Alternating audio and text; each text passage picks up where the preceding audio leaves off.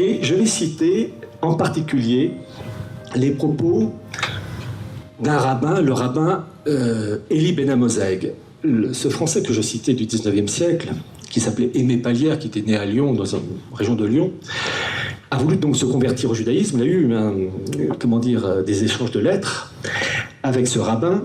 Et un jour, ce rabbin lui a écrit, je le cite, « Il s'agit d'accorder à Israël le complément religieux nécessaire à la constitution de la grande famille humaine. Et dans ce monde des nations qui constituent une grande famille, Israël apparaît comme le cœur de l'humanité, avec une fonction toute particulière et la glorieuse mission de travailler à l'unité future de tout le genre humain. Mais pour la démonstration que nous poursuivons en ce moment, il suffira d'établir que le judaïsme possède non seulement un culte et une morale qui embrassent toute l'humanité, mais encore une politique universelle. » Donc nous avons là deux concepts qui s'opposent, le concept de la synagogue depuis 2000 ans, le concept de l'Église depuis 2000 ans, concept religieux, concept politique. Je reprends. Dans le catholicisme, vous avez l'intermédiaire, le pape, vicaire de Christ en domaine spirituel, qui est l'intermédiaire entre le ciel et les catholiques, et le roi de France, lieutenant du Christ, intermédiaire entre le Christ, roi de France, et ses sujets. Eh bien, l'objectif de la synagogue, c'est de détruire, de casser ce lien, et de mettre à la place, de substituer un autre intermédiaire qui est le peuple juif, peuple prêtre, intermédiaire unique entre le Dieu unique, surtout pas trinitaire, et le reste de l'humanité non juive, dans le cas des lois noachides. C'est ça. C'est la substitution, et c'est le cœur de la bataille depuis 2000 ans. Et là, on y est en plein.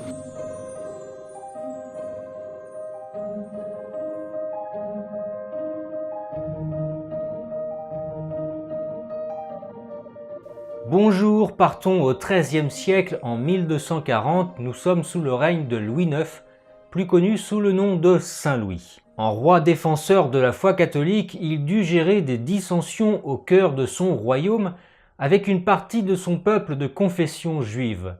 Il entretenait à leur égard des relations à la fois rudes et bienveillantes. Il devait les protéger en tant que communauté minoritaire et les réprimer en tant que peuple déicide.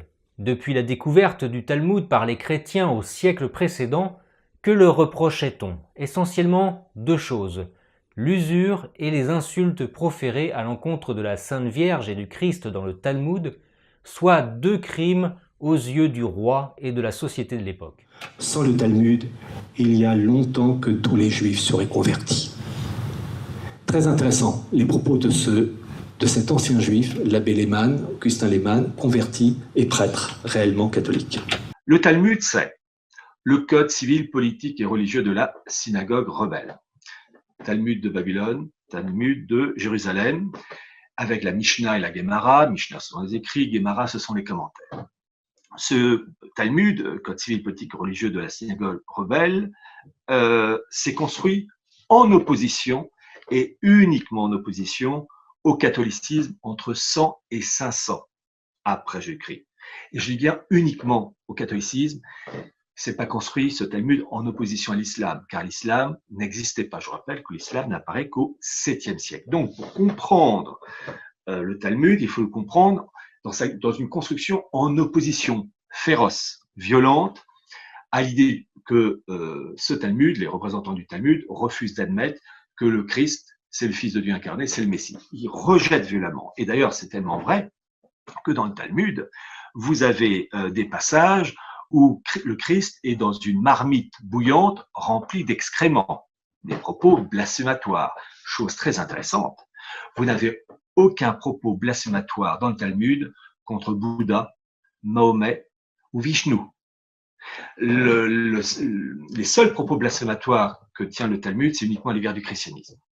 D'une certaine manière, c'est l'hommage du vice à la vertu. Et ça, c'est révélateur. Et l'importance du Talmud pour cette synagogue rebelle est tellement grande qu'ils ont une formule pour cela. Ils disent que la Bible est l'eau, la Mishnah est le vin, le Talmud est la liqueur aromatique. Donc, vous voyez le point fort du Talmud en opposition farouche à la jeune Église et qui se construit en opposition à la vraie religion juive qui était le mosaïsme, qui a été parachevé par le Christ.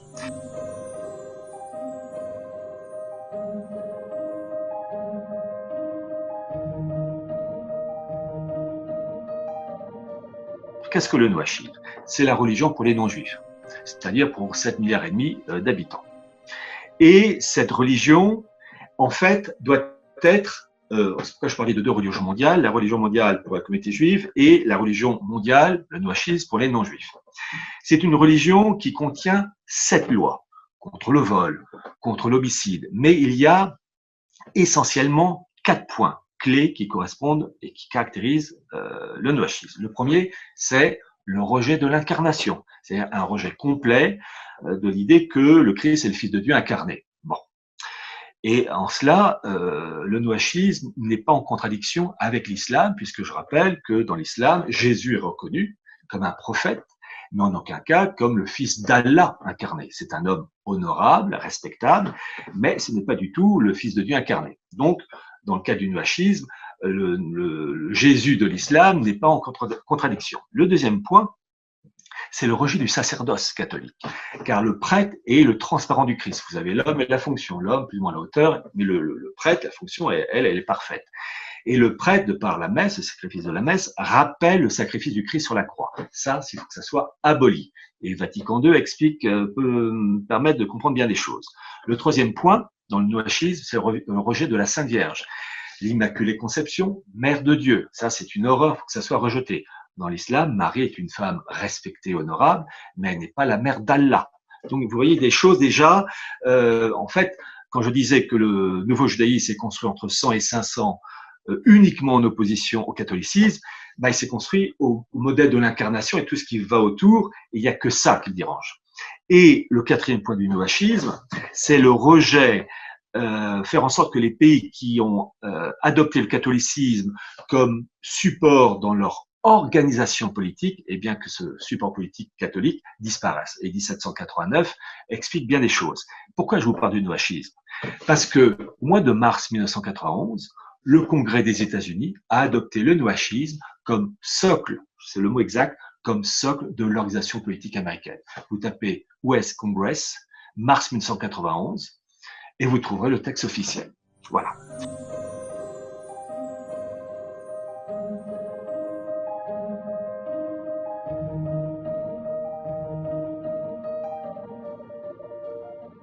Deuxième point, c'est la franc-maçonnerie. Officiellement, elle est née en 1717. En fait, comme pour le protestantisme, il y a eu des préparations, des signes avant-coureurs. Rien que pour la franc-maçonnerie, vous avez les Rose-Croix. Bon, je passe. Franc-maçonnerie a été créée par 2 protestants. Mais c'est très logique. L'esprit protestant va de pair avec ce naturalisme, le nominalisme. Bon. Cette franc-maçonnerie a été créée par Jean-Théophile Desaguliers et James Anderson. Les principes clés de la maçonnerie sont, comme je l'ai dit, le nominalisme, il n'y a pas de vérité, elle est évolutive. Le naturalisme, il n'y a pas de religion révélée, d'où une opposition foncière au catholicisme. Et troisième point, la primauté de l'homme. Et cette maçonnerie qui apparaît officiellement en 1717, c'est dans le cadre de le rite écossais ancien et accepté. En 1723, James Anderson publie au pluriel les constitutions d'Anderson. Quelques années plus tard, 1738, il modifie le premier chapitre des constitutions d'Anderson et il introduit un élément, et on commence à établir des connexions, qui dit ceci, 1738, un maçon doit observer la loi morale comme un vrai noachite. Vous avez l'introduction du noachisme élaboré des siècles et des siècles et des siècles avant par la synagogue rebelle dans le cadre d'un modèle politique, économique, financier, culturel, spirituel qui se diffuse dans le cadre du rite écossais ancien et accepté. Et ce noachisme proclamé, écrit en toutes lettres dans le chapitre 1 en 1738, vous savez que dans la maçonnerie, vous avez différents grades.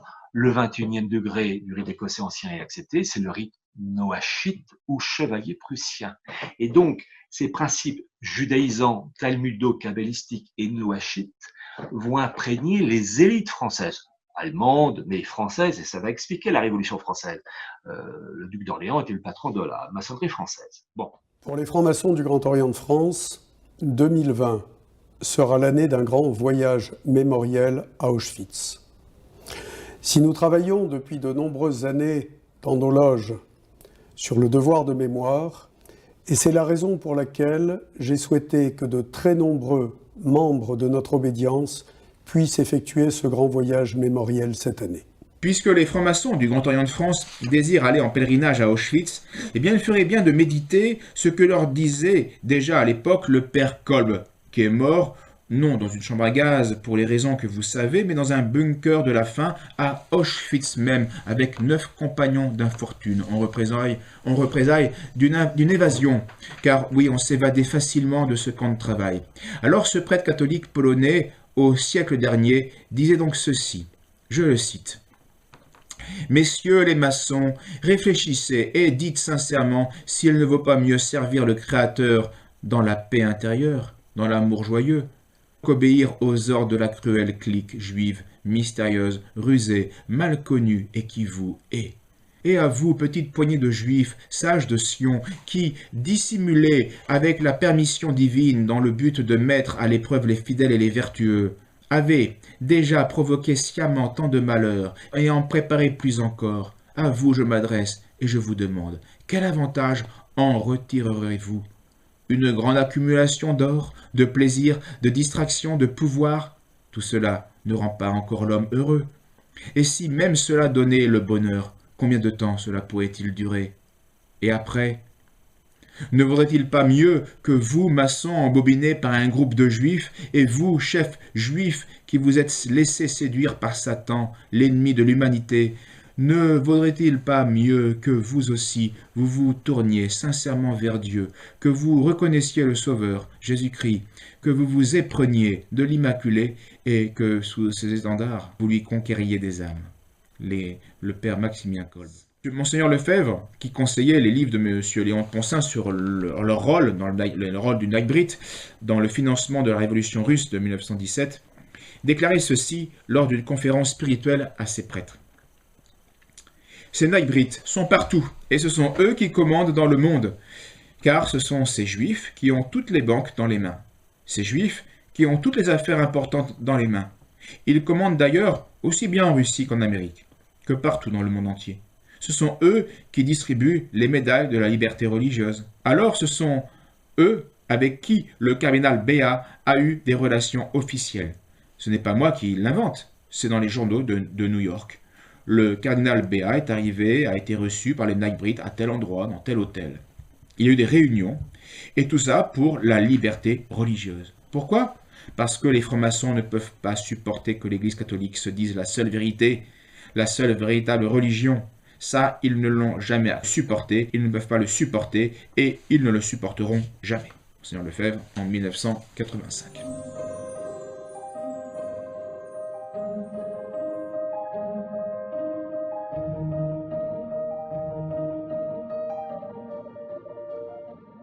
Parmi les messianistes, je vais en citer 2. Le premier, c'est Sabbat Tzvi. Pour vous situer dans le temps, c'est 1626-1678. Sabbat Tzvi, et vous allez comprendre l'impact ensuite politique et financier. Se présente comme le Messie, il a des adeptes, des disciples, et il va promouvoir l'idée de la rédemption par le péché. C'est-à-dire que plus on fait un mal, plus on accède à un bien. Je vous dis tout de suite, c'est profondément satanique. Et plus le désordre est important, mieux c'est. Plus il y a une guerre civile, une guerre tout court, crise économique, des épidémies, des génocides, des valeurs morales détruites, des mœurs dévoyées, mieux c'est. Et plus c'est pur dans le mal, plus on arrive à un bien, entre guillemets. Vous voyez l'aspect bien vicelard et satanique. Rule number 1, no more pornography, no more homosexuality, none of that garbage, not allowed. Berlin, in the 30s, in the 20s, was the Sodom and Gomorrah of the day. They were the Las Vegas of the day. They were the Sodom and Gomorrah of the day. Homosexuality, pornography, all the bestiality, all the garbage of the world, that was the capital of the world. He outlawed it. You're no longer allowed, closed all the bars, all the gay clubs, all the production, which were all run by Jewish people, unfortunately. Second rule. What's the second rule? Second rule was, you're not allowed to charge interest. no more interest. Now you would think, why? What does he care about interest? Well, because all the people that had the money, that lent the money out, were Jews. He didn't like it. So he said no more interest. Why? Because of the high interest that the Jews charged people was so high, it ruined, it destroyed the economy in Germany. They destroyed, just like they destroyed Russia a few years before that through their communism over there. Jews destroyed Russia, not Goyim. Jews destroyed. Communism is by Jews. Well, don't let anybody confuse you. You look at history, Karl Marx, all the other Reshaim, they're all Jews. Wicked, but nonetheless Jews. שהיהודים הם קומוניסטים. הם עשו את המהפכה ברוסיה. הם הרגו שם 30 מיליון רוסים, את כל האינטליגנציה, בצורה אכזרית ונוראה. ואת זה הם רוצים לעשות לכל העולם. הארץ הבאה בתור זה גרמניה. הם הקימו את המפלגה הקומוניסטית והסוציאליסטית הגרמנית, וזה נכון. אם אנחנו לא נתגבר עליהם עכשיו, הם יחסלו אותנו וישחטו גם כאן 20 מיליון איש את כל האינטליגנציה. וככה הם הלכו מארץ לארץ. כשבסופו של דבר האינטליגנטים היחידים, החכמים היחידים, יהיו רק היהודים. והוא חוזר על זה הרבה פעמים, שלא תהיה טעות. והוא צודק. את המהפכה ברוסיה עשו היהודים. את הצבא הרוסי בנה טרוצקי, שהיה גאון עצום. שונא ישראל שלא היה שני לו. הוא הקים את היפססקה הבריה, המפלגה היהודית של המפלגה הקומוניסטית, שחבריה הלשינו את האבא ואת האמא, את האח ואת הבן.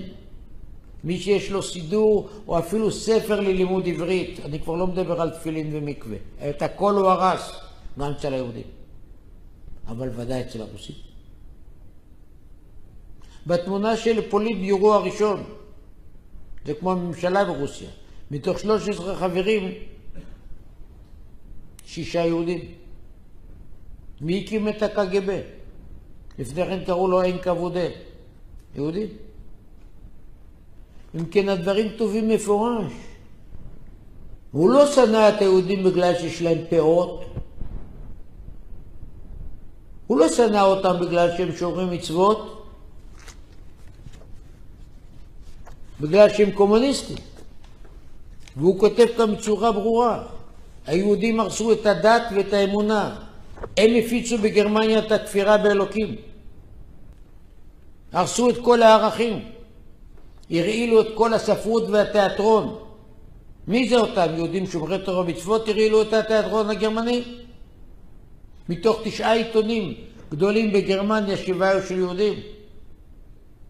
Et chose très intéressante, il dit qu'il faut promouvoir, lui et ses amis, il n'est pas le seul, l'immigration.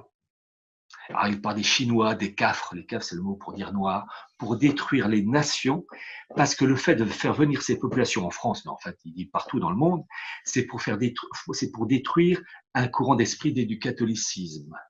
Car faire venir des musulmans, des bouddhistes, etc., étrangers à la civilisation française, ça permettra de dissoudre le pays. D'ailleurs, il écrit lui-même, le mot France doit disparaître. Voilà, on ne peut pas être plus clair. Alors, j'enlève le métissage normal, un noir qui épouse une blanche, il s'aime, à condition d'obéir aux mêmes origines sociales, mêmes ordres d'esprit, pourquoi pas. Mais quand il devient idéologique, non. Je vais vous citer le passage. Là où sous des auspices défavorables se rencontrent la consanguinité et le mélange, il engendre des types dégénérés au caractère faible, à l'esprit racorni. L'humain du lointain futur sera un métis. Les races et les castes d'aujourd'hui seront victimes du dépassement toujours plus grand de l'espace, du temps et des préjugés. La race du futur, négroïdo-eurasienne, d'apparence semblable à celle de l'Égypte ancienne, remplacera la multiplicité des peuples par une multiplicité de personnalités. Donc on voit déjà, volonté 1925, Praktischer-Idealismus, cette volonté de détruire l'identité des États, de favoriser l'immigration, une Europe orientalisée.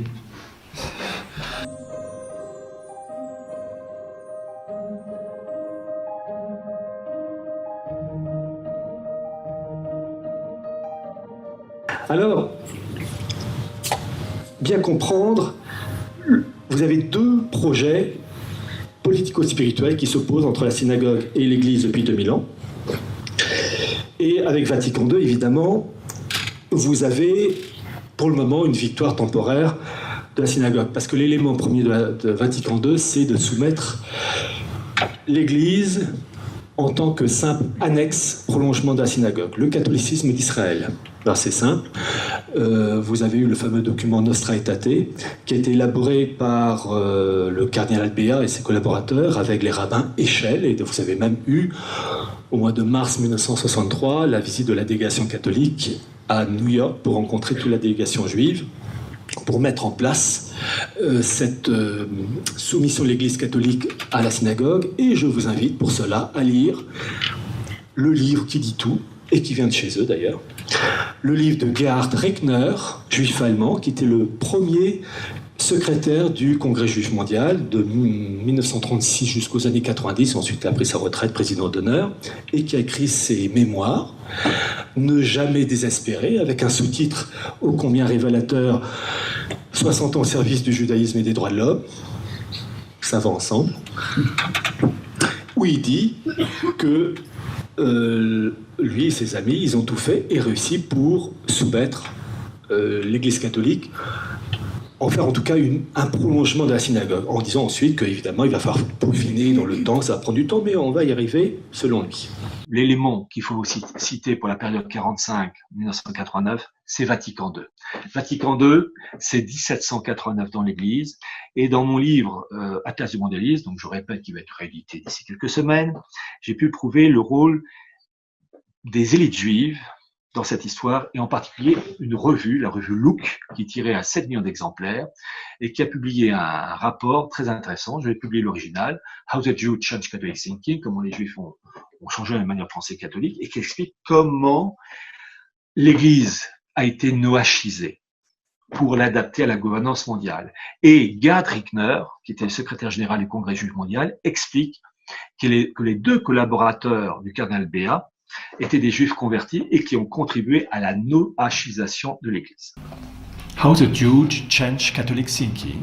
Comment les juifs ont changé la manière de penser catholique. Et même si vous ne savez pas dire merci, au revoir en anglais, rien que la photo de 1963 du cardinal Béat, en grande discussion en secret à l'époque, ça a été su qu'après, en 63, donc, avec le rabbin Echel, pour discuter enfin de la finalité de Vatican II, où évidemment il fallait, je rappelle une chose par exemple, pendant des siècles, Vendredi Saint, il y avait cette fameuse phrase des Juifs, peuple perfide. Bon évidemment, ça a été supprimé avec Vatican II, il faut remercier donc d'abord Jean XXIII, Paul VI et le cardinal Béat, en grande discussion avec le rabbin Echel en 63 à New York. À côté, c'est Jules Isaac qui avait contacté aussi Jean XXIII. Mais on a donc des discussions. Donc même si on ne prenait pas un mot en anglais, au moins la photo, c'est vraiment un travail. Bon. Et chose très intéressante,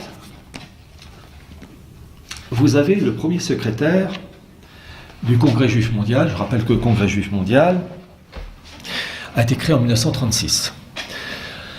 Et son premier secrétaire, c'est un juif allemand qui s'appelait Gerhard Reckner. J'ai lu ses mémoires. Et il parle avec chaleur de Vatican II.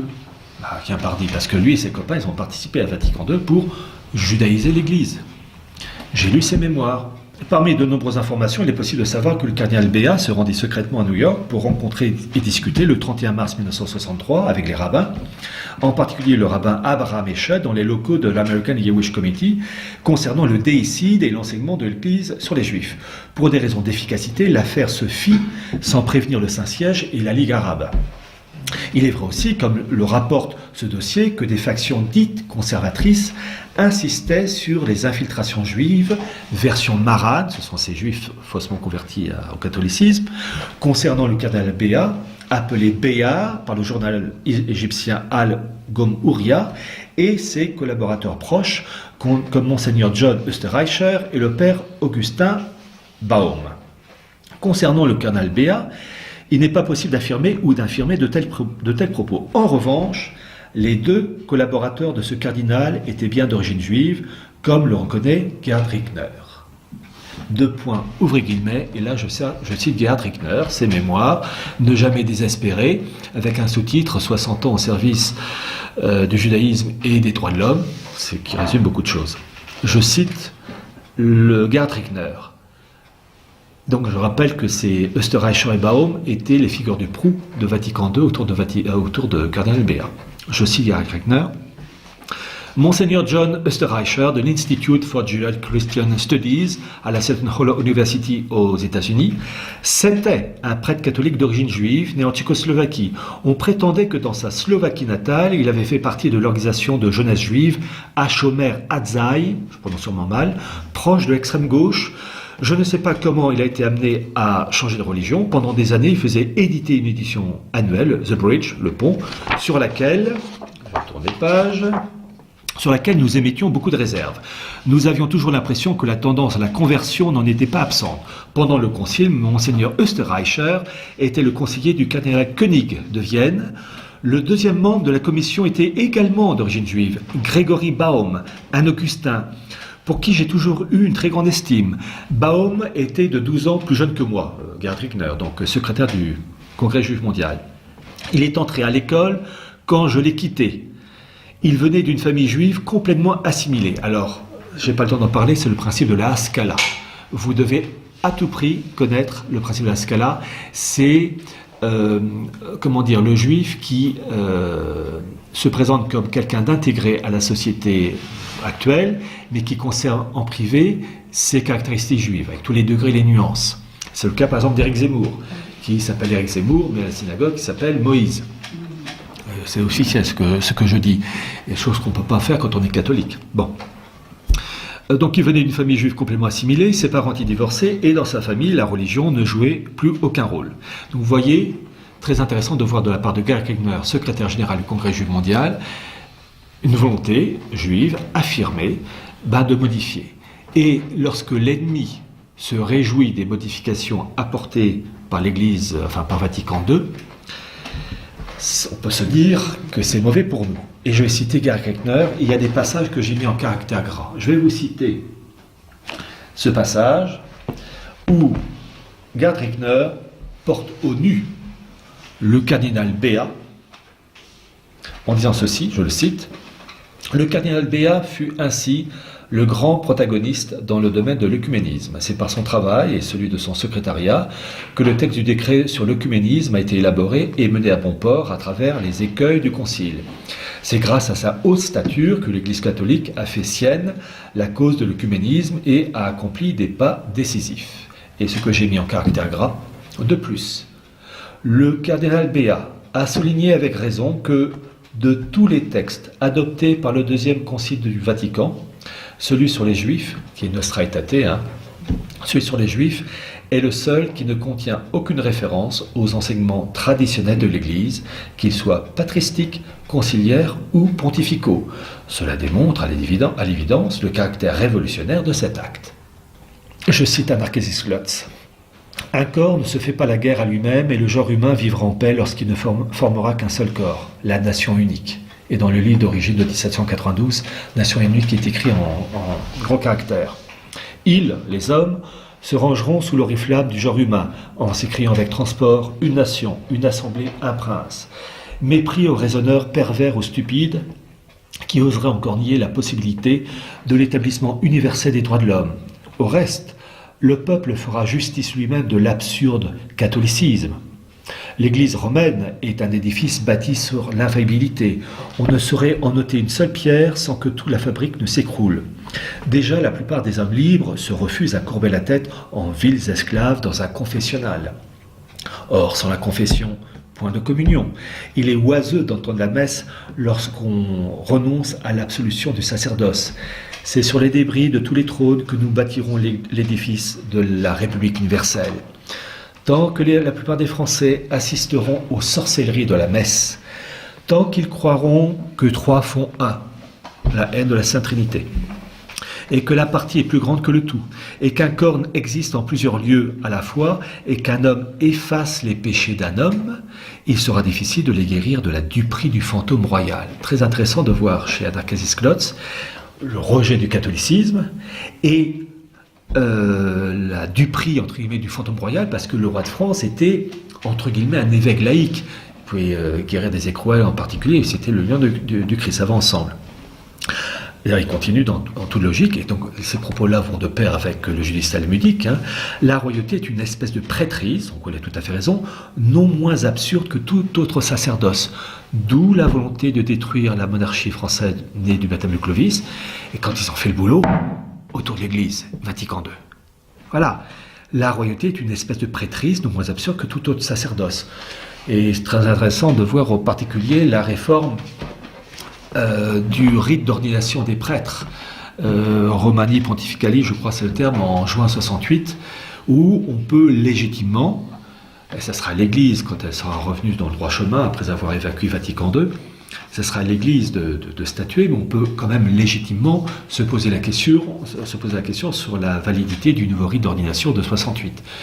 On a quand même le droit de se poser la question, surtout que, je rappelle une chose, celui qui a fait le nouveau rite d'ordination en 68, c'est l'évêque Bunini, qui était franc-mac, franc-maçon. Et c'est si vrai, et c'est dans le bouquin avec les références, vous avez eu en septembre 1978 un avocat et journaliste italien qui s'appelait Picorelli, qui a publié, parce qu'il avait des accointances avec le système, la liste de 120 prélats franc-mac avec la date de leur adhésion à la maçonnerie et leur numéro de matricule. J'ai mis tout ça dans le bouquin. Et dans la liste de ces 120 prélats, il y a entre eux l'évêque Bunini. Il va de soi que ce monsieur Picorelli a été flingué de 4 balles dans sa voiture quelque temps après. Bergoglio, qu'on appelle le pape, mais c'est pas un pape parce que quand on voit ce qu'il fait, a inauguré le 29 septembre 2019, place Saint-Pierre, un monument consacré aux migrants. Et c'est sur une longue barque, une colonne de migrants. Et cette longue barque, qu'est-ce qu'elle représente ? C'est l'Arche de Noé. L'Arche de Noé préfigure l'Église. Et cette longue barque, donc avec ces migrants, est dirigée à sa tête par un rabbin, qui représente finalement la synagogue aveugle, qui se substitue à l'Église, et inaugurée par l'homme déguisé en blanc, c'est-à-dire tout sauf un pape. Bergoglio, je rappelle, lorsqu'il a été officiellement élu pape en 2013, il a reçu les félicitations des Naïbrites, donc la franc-maçonnerie juive d'Argentine. Rien que ça, ça le condamne. Hein. Bon.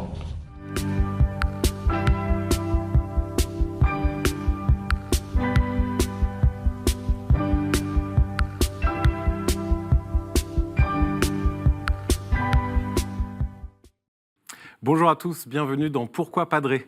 Aujourd'hui, nous avons une question de Janine qui nous dit « Bonjour Père, je voudrais comprendre pourquoi les Juifs, peuple élu de Dieu, ont toujours été plus ou moins rejetés et ont subi l'horreur de la Shoah. Je vous remercie pour votre réponse. » Alors, chère Janine, c'est une belle question sur le peuple juif. C'est toujours compliqué de réfléchir à ce qu'est le peuple juif dans la pensée de Dieu et dans l'histoire des hommes. On découvre en effet que le judaïsme a toujours été combattu, le peuple juif en lui-même a toujours été combattu et a subi de grandes violences.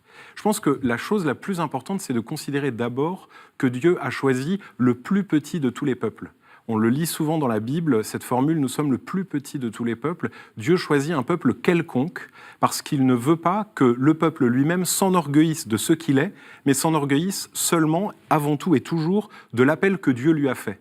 Le peuple juif est un peuple choisi par Dieu de manière mystérieuse. On ne sait pas pourquoi c'est eux et pas d'autres qui ont été élus. C'est le mystère de la vocation divine. Et donc Dieu choisit un petit peuple. Et il veut du coup montrer que lui reste fidèle à son alliance et qu'il les garde toujours sous sa main, quelles que soient les circonstances extérieures et la haine qui peut se déployer à leur encontre. La deuxième chose qui explique d'une certaine manière la haine qui a été portée contre les Juifs à de nombreuses périodes de l'histoire, c'est ce qu'on peut appeler le désir mimétique. Bon, ça, c'est une théorie philosophique développée par René Girard qui explique que lorsque quelqu'un possède quelque chose, je déteste ce quelqu'un en vertu de la chose qu'il possède. Et du coup, beaucoup de peuples ont jalousé les Juifs en imaginant des choses. On l'a vu à la fin du XIXe siècle avec toutes les théories antisémites qui prêtaient aux Juifs une espèce de mainmise sur le monde, une espèce de secret qu'ils posséderaient et qui leur permettrait d'être tout-puissants. Une espèce de légende qui va se faire et qui s'était déjà faite dans les époques précédentes où on imaginait que ce peuple mystérieux qui reste vivant malgré les guerres, malgré les douleurs et les souffrances, eh bien ce peuple doit recéler une espèce de mystère désirable. Et donc du coup, on va le combattre pour pouvoir s'approprier ce qu'il possède. Mais au final, on comprend que ce peuple élu est le peuple qui va conduire les autres. Et c'est ce que dit le livre d'Isaïe, ce peuple qui sera le fanal, l'étendard pour tous les peuples du monde. Les Juifs sont élus non pas pour être les meilleurs et pour être à l'écart des autres, mais pour être les premiers qui attirent avec eux et vers le ciel, vers Dieu. C'est pourquoi le Christ vient du milieu du peuple juif sans aucunement renier sa judéité. Il est bien un Juif qui vient sauver le monde entier. C'est du judaïsme que naît le salut pour tous les hommes, le salut universel. Et du coup, le mystère du peuple juif est encore aujourd'hui ce mystère qui nous attire vers Dieu, ce Dieu qui choisit les hommes pour les mettre auprès de lui, pour les sauver. Merci pour votre question, Janine.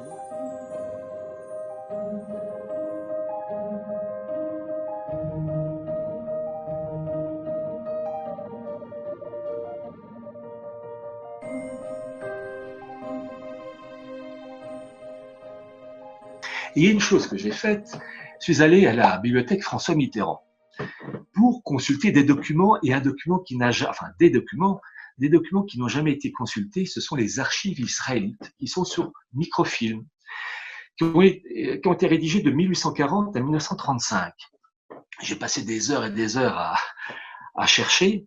Et ces archives israélites étaient, dirigées par les érudits juifs français de cette époque, qui expliquent parfaitement que la révolution de 1789 est la conséquence de tout ce que je vous ai raconté avant. Ils vous disent que, en fait, les principes catholiques doivent disparaître, que cette idée de roi de France du nom du Christ, oh quelle horreur, le Fils de Dieu incarné, les Juifs n'en veulent pas. Quand je parle des Juifs, je parle des élites juives, je ne parle pas des Juifs de base qui étaient bien loin de tout ça. Et donc, ils expliquent que les élites françaises étaient imprégnées de ces idées, et en particulier, ils rendent hommage aux philosophes français, imprégnés de ces idées talmudo-kabbalistiques, nouachites, et entre autres, ils rendent hommage dans le numéro de 1878, qui est le centenaire de la mort de Voltaire, et ils disent Voltaire, si Voltaire nous a été funeste, le voltairianisme nous a été éminemment utile. Voltaire était antisémite, donc ça les choquait, évidemment, il n'aimait pas. Mais ce que faisait Voltaire, c'était de détruire l'organisation catholique française, et ça rendait service à la synagogue. Ils expliquent toujours dans ces écrits d'archives israélites que tous les mouvements subversifs avant 89, c'est eux. D'ailleurs, c'est simple, j'ai repris les passages que dans mon livre Sionisme et mondialisme, j'ai mis les références. Et en fait, qu'est-ce qu'ils disent? Que le monde doit être unifié, régi par ces principes judaïsants, et comme ils disent eux-mêmes, grâce aux principes de 1789, qui ont, je cite, un caractère hébraïsant prononcé. J'ai expliqué que la révolution de 1789, elle est d'essence judaïque.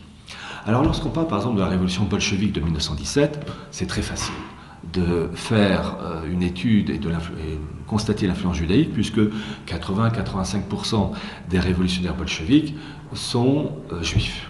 Trotsky, Bronstein n'étant que un illustre et horrible exemple, mais on aurait pu citer aussi le tortionnaire juif ukrainien qui s'appelait Kaganovitch, dans le cas donc de l'Ukraine, où il a trucidé pas mal de paysans orthodoxes. Je vais expliquer l'essence même de l'influence hébraïque dans la révolution de 1789, mais déjà, Klotz, dans la République universelle, parle du rôle des capitalistes hébreux.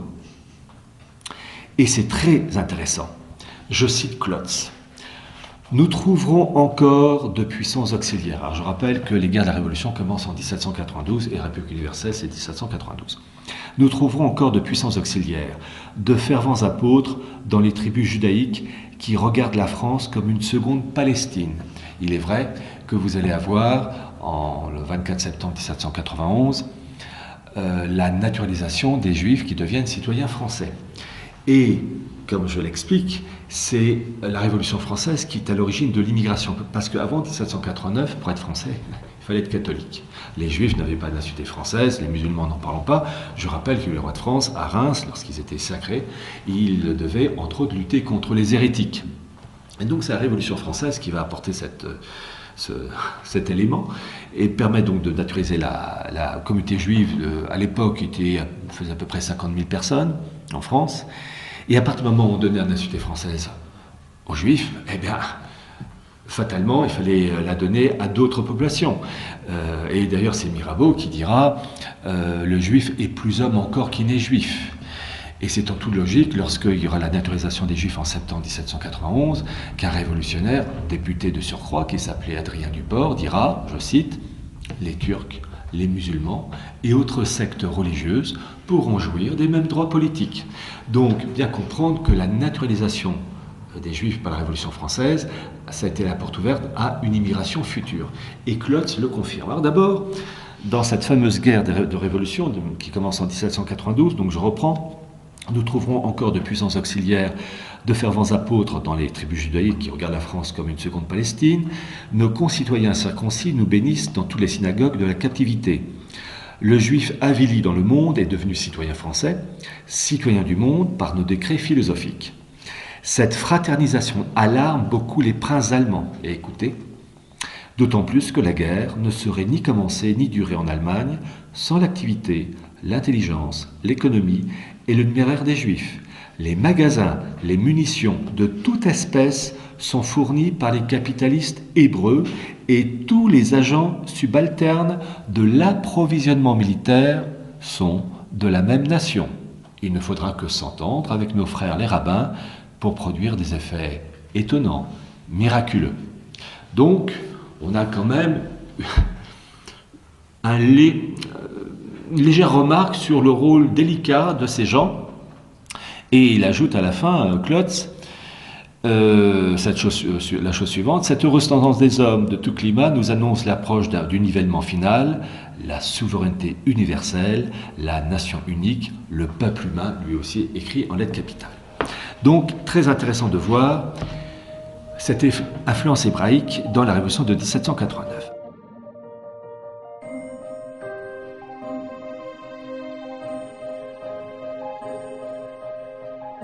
En fait, je n'ai fait que reprendre des textes anciens où nos ennemis nous ont dit « On va vous casser la gueule, mais vous êtes tellement cons qu'on peut l'écrire, le présenter, et mis à part 2-3 gus qui pigeront, le reste pigera pas.